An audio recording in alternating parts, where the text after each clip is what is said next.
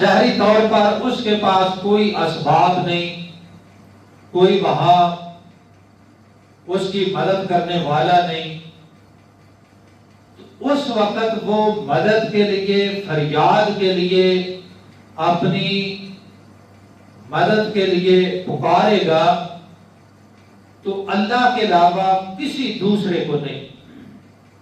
یہ ہے مطلب کہ والذین لا یدعون مع اللہ الہا آخر، کہ اللہ کے بندے وہ ہیں کہ وہ جب پکارتے ہیں فریاد کے لیے، مدد کے لیے، مصیبت کے موقع پر، تو اللہ کے ساتھ کسی دوسرے کو پکارنا یہ ان کو گوارا نہیں، کسی حال میں ایسا نہیں۔ اور اس کی ایک مثال صحیح بخاری میں حدیث ہے، اور اس حدیث کو حدیث غار بھی کہتے ہیں، کہ جب 3 مسافر ایک غار میں طوفان سے بچنے کے لیے داخل ہوئے تو اللہ کے حکم سے پہاڑ سے پتھر گرا اور سیدھا غار کے منہ پر آ کر رک گیا، غار کا منہ بند، اور یہ تینوں مسافر غار کے اندر ہیں۔ اب وہاں ان کو کوئی ریسکیو کرنے والا نہیں، کوئی فورس نہیں، کوئی مددگار نہیں، کوئی وہاں پولیس نہیں، کوئی فوج نہیں، کوئی لشکر نہیں۔ دوسرے معنوں میں وہاں اب اللہ کے علاوہ کوئی ان کا پرسان حال۔ تو اس وقت انہوں نے آپس میں یہ فیصلہ کیا کہ اب ہمیں مدد مانگنی ہے فقط ایک اللہ پاک سے مانگ،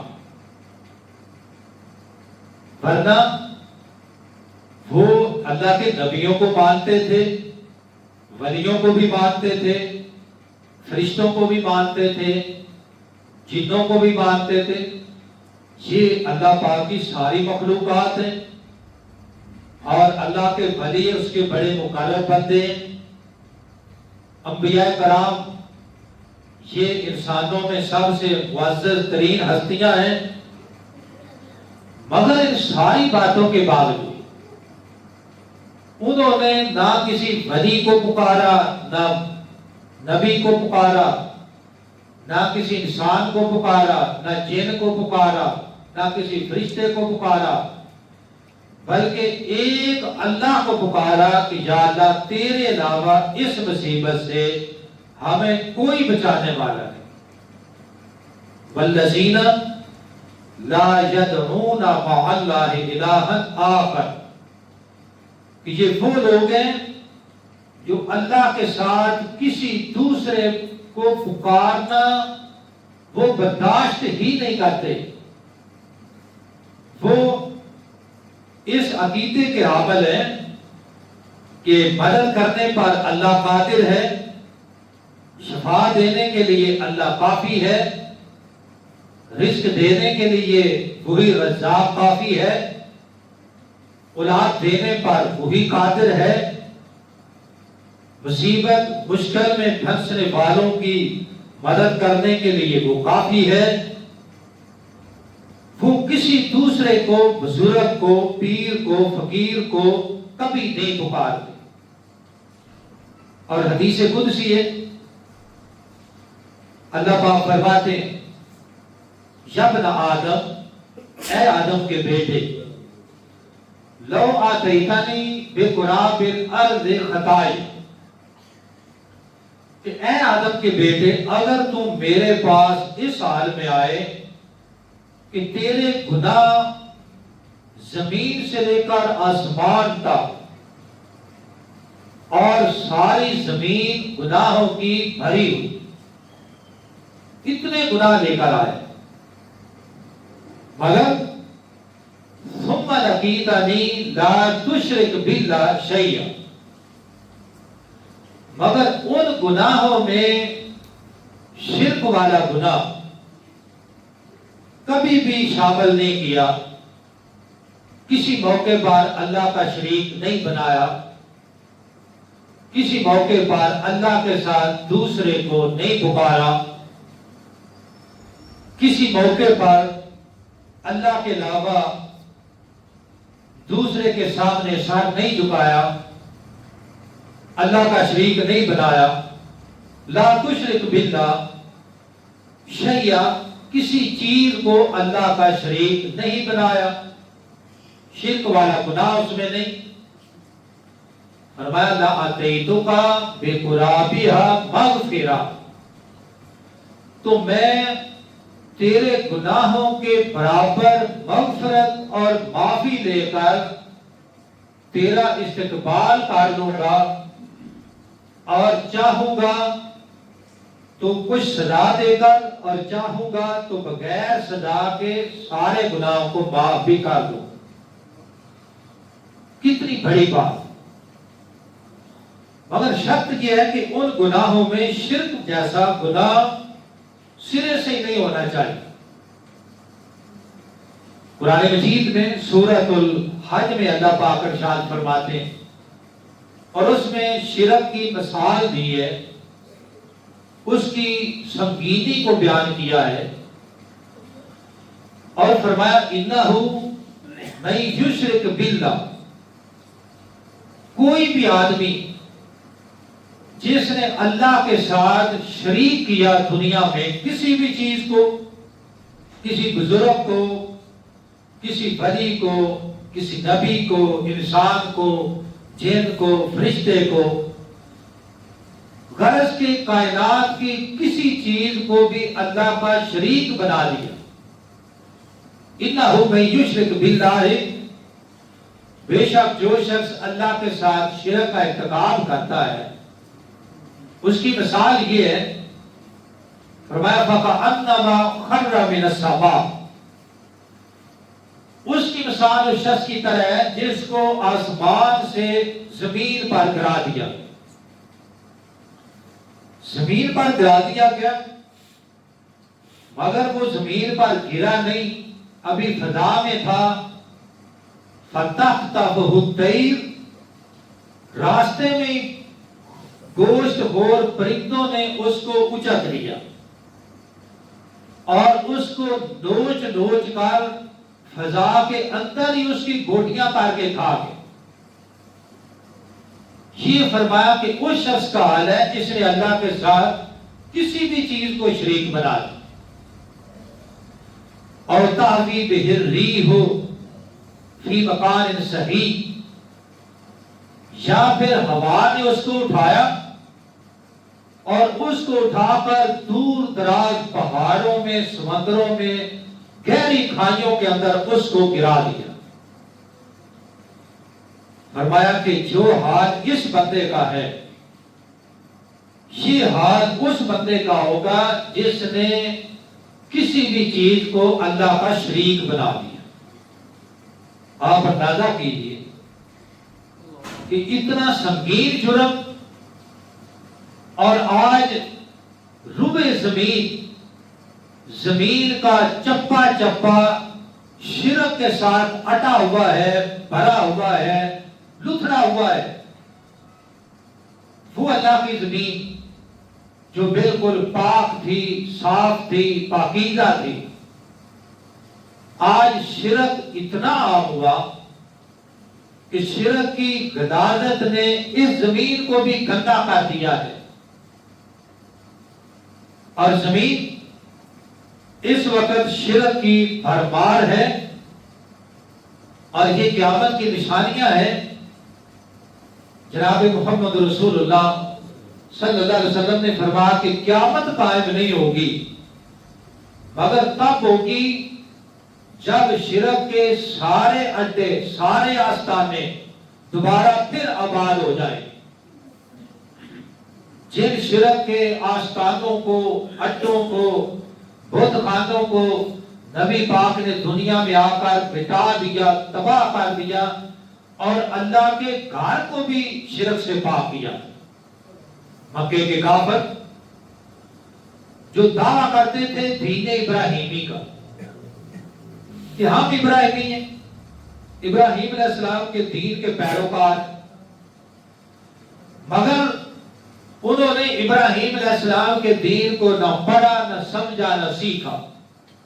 اللہ پاک فرماتے ہیں ان ابراہیم کان امتن قانتا للہ حنیفا ولم یکن من المشرکین، کہ ابراہیم علیہ السلام تو یک طرفہ واحد مسلمان تھے، انہوں نے کبھی بھی اللہ کے ساتھ شرک نہیں کیا، قوم کے ساتھ ٹکر لے، قوم کے بتوں کو توڑ دیا، مگر انہوں نے اللہ کی زمین پر کبھی بھی شرک کو گوارا نہیں۔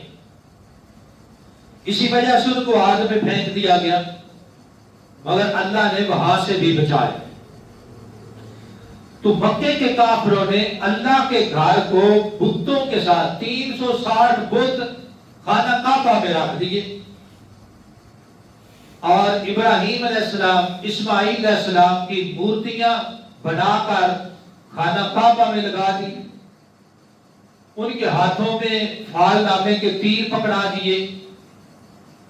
جب مکہ فتح ہوا تو نبی پاک جب خانہ کعبہ میں داخل ہوئے تو دیکھا کہ 360 بت پڑے ہیں، ابراہیم علیہ السلام کا بھی بت پڑا ہے، اسماعیل علیہ السلام کا بھی پڑا ہے، ان کے ہاتھوں میں فال نامے کے تیر تھمائے گئے۔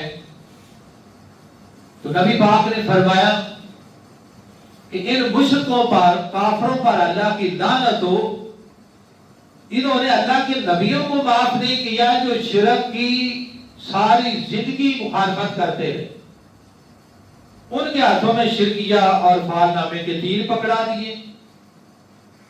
ان تمام مورتیوں کو نبی پاک کے ہاتھ میں ایک نیزہ تھا، ہر مورتی پر، بت پر نیزے کی ٹھوکر مارتے، گرا دیتے، اور زبان سے کہتے جاء الحق وزهق الباطل ان الباطل کان زهوقا، کہ لوگوں آج حق آ گیا ہے، دوسرے معنوں میں اہل توحید آ گئے ہیں۔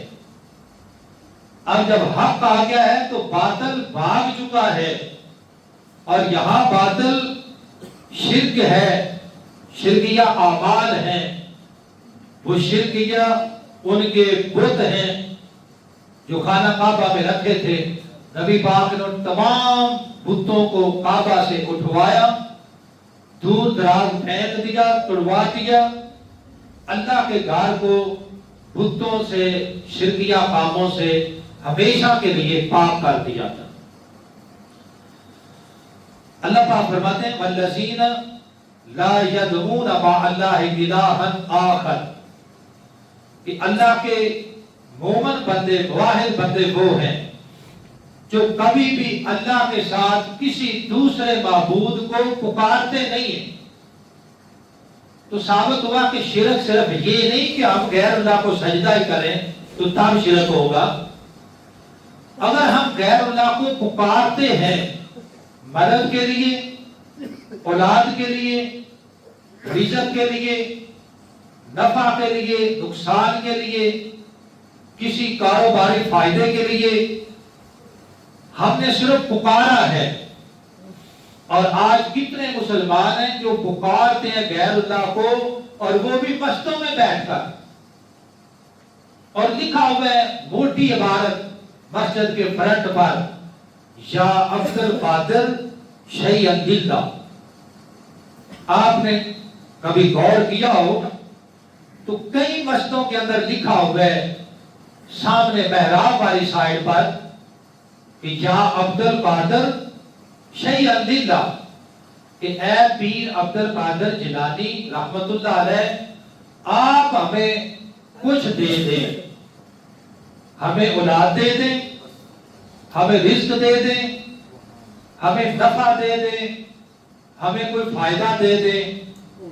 اور پیر عبد القادر جیلانی کو انہوں نے غوث اعظم کا لقب دیا ہوا ہے۔ غوث اعظم کا مطلب ہے سب سے بڑا مددگار۔ کون ہے وہ؟ ایک اللہ پاک کی ذات۔ اللہ پاک فرماتے ہیں والذین لا يدعون مع اللہ الہا آخر، کہ اللہ کے بندے وہ ہیں، یہ واحد بندے ہیں، عباد الرحمن ہیں، جو اللہ کے ساتھ کسی دوسرے کو کبھی نہیں پکار.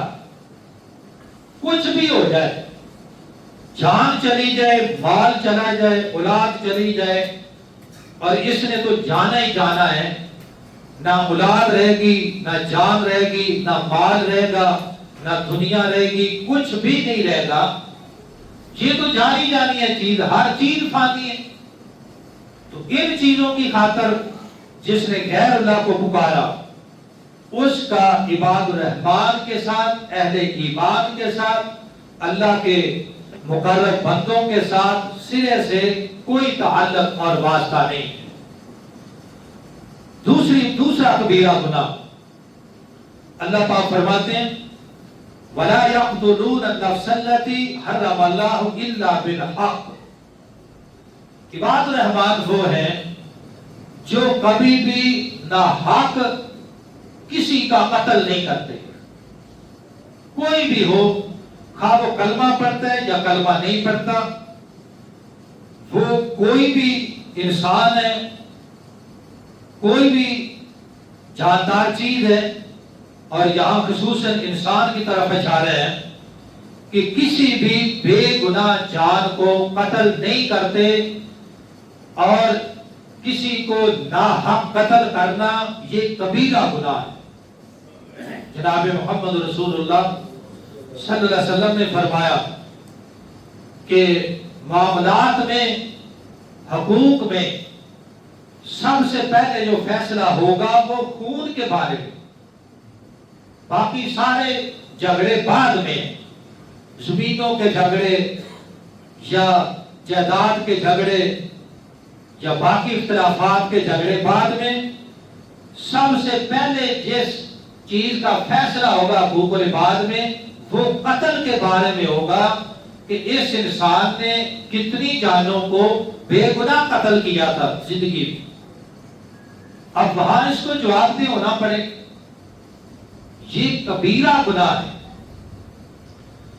قرآن مجید میں اللہ پاک نے آدم علیہ السلام کے 2 بیٹوں کا قصہ بیان کیا ہے، حابیل اور قابیل. اور یہ دنیا میں پہلا قتل تھا جو بے گناہ ہوا. قابیل نے اپنے بھائی حابیل کو قتل کر دیا بے گناہ.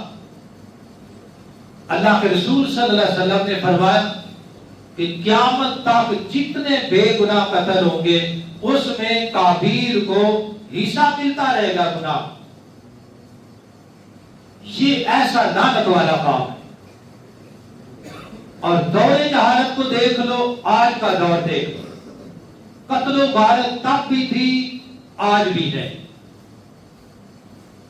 سر، زن اور زمین، یہ تینوں اسباب قتل و غارت کے تب بھی تھے اور آج بھی ہیں. جب جہالت کا دور تھا تو مکے کے کافر، قبائلی ان کا نظام تھا، قبیلوں کی آپس میں لڑائیاں تھیں اور چھوٹی چھوٹی بات پہ جھگڑے تھے.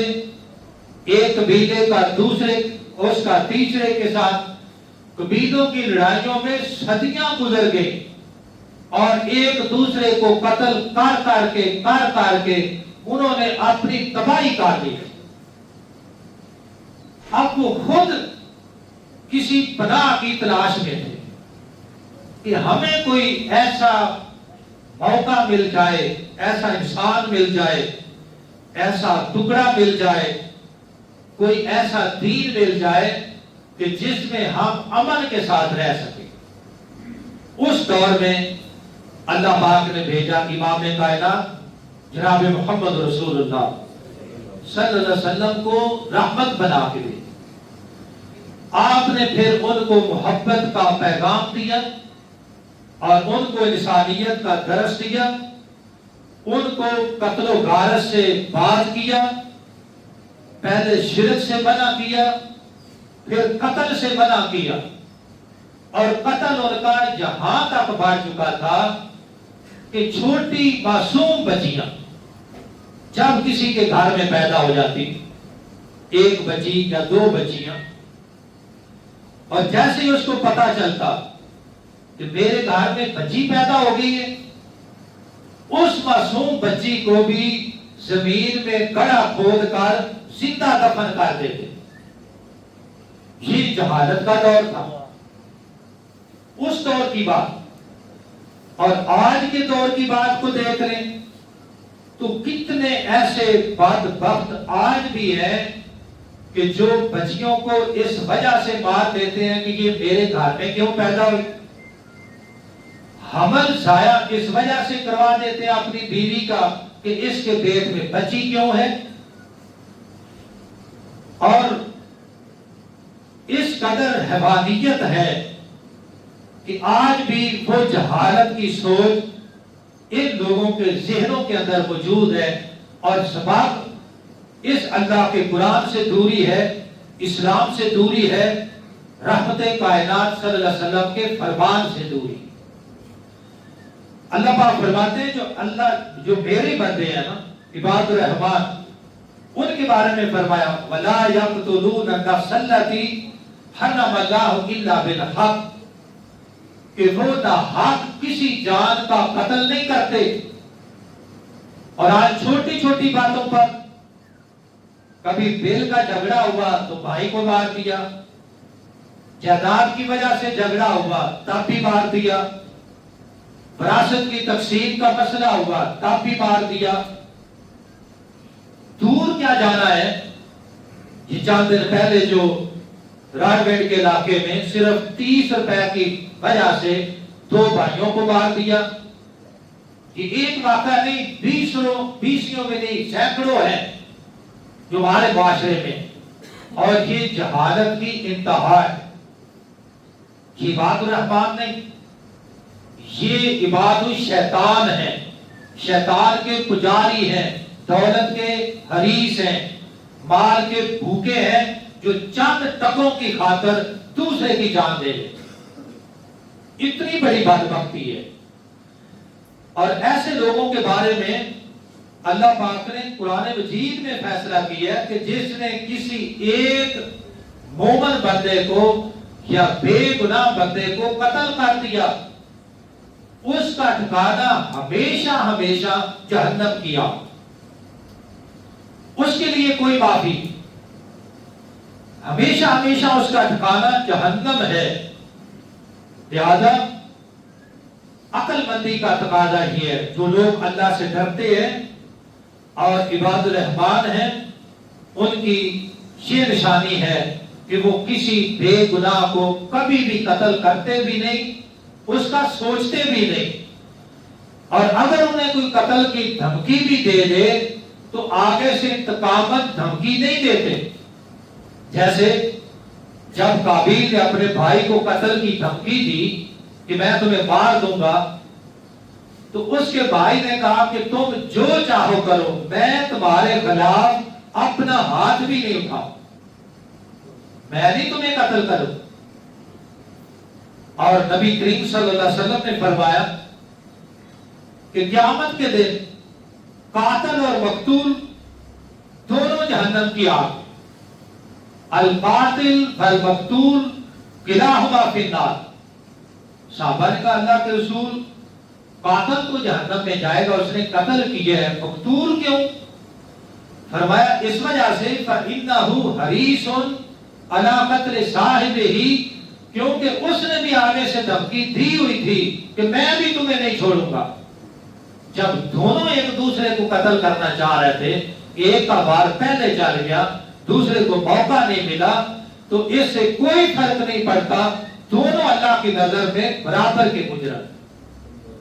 آج میرے بھائیوں چھوٹی چھوٹی باتوں پر ہم آپس میں کبھی ہمسایوں کے ساتھ, کبھی رشتہ داروں کے ساتھ, کبھی دوستوں کے ساتھ, کبھی کسی مسلمان کے ساتھ, کبھی کسی مسافر کے ساتھ تھوڑی سی گاڑی ٹچ ہوئی ہے, بات گاڑی گلوچ تک پہنچی اور اس کے بعد بات قتل تک چلے گی. خاسر دنیا والآخرہ. ایسے لوگوں کی دنیا بھی برباد ہے, ان کی آخرت بھی برباد ہے, اور اللہ کا سخت غصہ اور غضب ایسے لوگوں پر جو بلا وجہ چھوٹی بات پر اپنے بھائی کو قتل کر دیتے ہیں. اللہ پاک ہمیں صغیرہ گناہوں سے بھی بچنے کی توفیق دے اور کبیرہ گناہوں سے بھی محفوظ فرما دے. اور ہمیں ایک دوسرے کی غلطیوں سے درگزر کرنے کی، صبر کرنے کی اور معاف کرنے کی عادت کو اپنانے کی توفیق عطا فرمائے۔ وآخر دعوانا الحمدللہ رب العالمین۔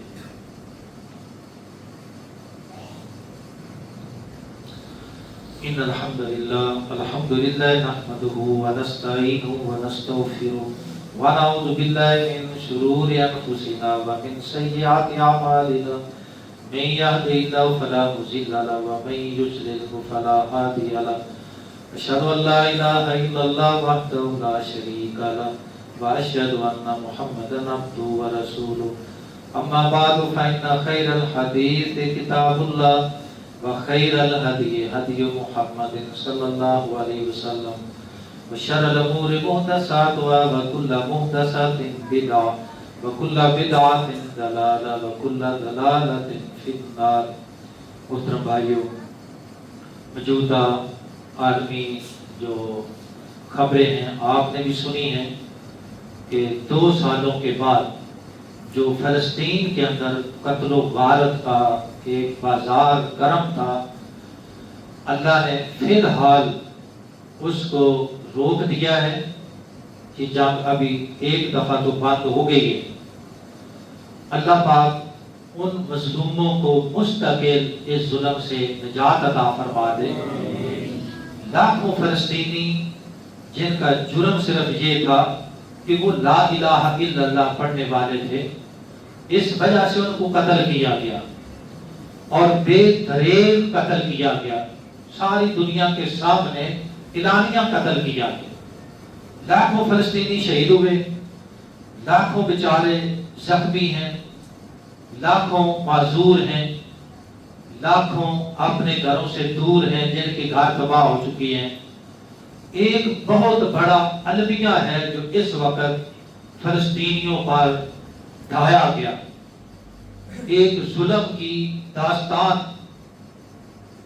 ہمارے ایک لمحہ فکریہ ہے، اور وہ یہ ہے کہ جب تک امت اور امت کے حکمران، اسلامی ممالک اور اسلامی ممالک کی فوجیں جب تک متحد نہیں ہوں گی، تب تک کافر یہ ظلم کریں گے، بار بار کریں گے، کبھی فلسطین پر، کبھی اہل کشمیر پر، کبھی اہل عراق پر، اور کبھی اہل لبنان پر، کبھی کسی مسلمان کمزور ریاست پر۔ اس وجہ سے ظلم ہے کہ آج مسلمان کٹھے نہیں ہیں، متحد نہیں ہیں۔ وجہ کیا ہے کہ ممبر و محراب سے بھی جو فرقہ واریت کی ایک زہر اگلنے والی فضا ہے وہ ختم نہیں ہو رہی۔ محبت کا، پیار کا، اتفاق اور اتحاد کا جو درس تھا وہ ممبر و محراب سے بھی پیش نہیں ہو رہا۔ الحمدللہ ہماری مسجد میں ہر مکتبہ فکر کا بھائی آتا ہے، اور ہماری یہ کوشش ہوتی ہے کہ اس کو خالص اللہ اور اس کے رسول کی بات کو پہنچائی جائے، نہ کہ فرقہ واریت میں الجھا کر نفرت کا پیغام دیا ہے۔ اللہ پاک ہمیں ہر قسم کے اختلافات سے، ہر قسم کے جھگڑے سے اور ہر قسم کی مخالفت سے بچا کر متحد ہونے کی اور کافروں کے مقابلے میں ایک ہونے کی توفیق عطا فرمائے۔ اقول قولی ھذا واستغفر اللہ لی ولکم ولسائر المسلمین۔ سبحان ربک رب العزۃ عما یصفون وسلام علی المرسلین والحمد للہ۔